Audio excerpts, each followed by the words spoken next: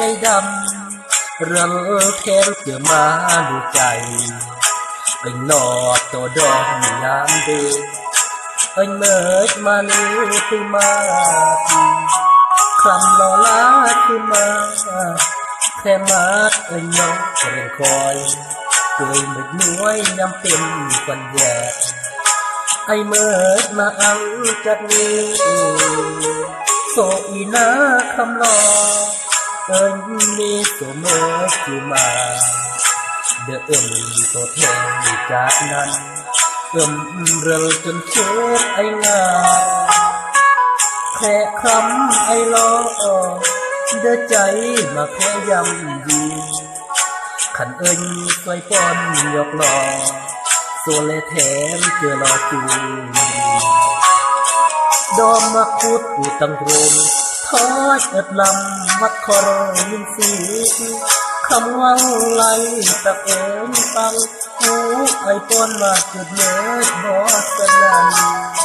เอิญอุ่นหัวที่มาเลือยำดีกะยอกโซยินตั้งยังหนีมาอ้อยเอ็นของสาว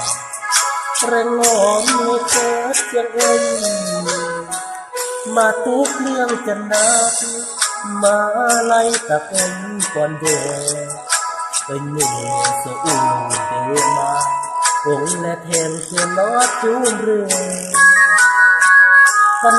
ไอขโมออกกะมาอันท่าเป็นรอมสนองดอมอ่อนเอ็นเป็นลงนี้วังเด้งเลยมาคือ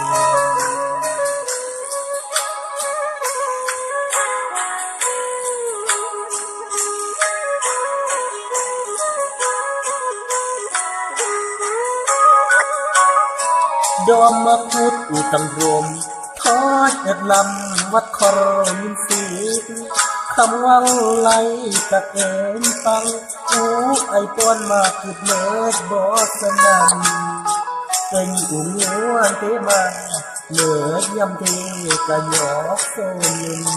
ฟังยังหนีมาอ้อยเอ็นของสาวเร่งหอมในเคิร์ฟยังเอ็น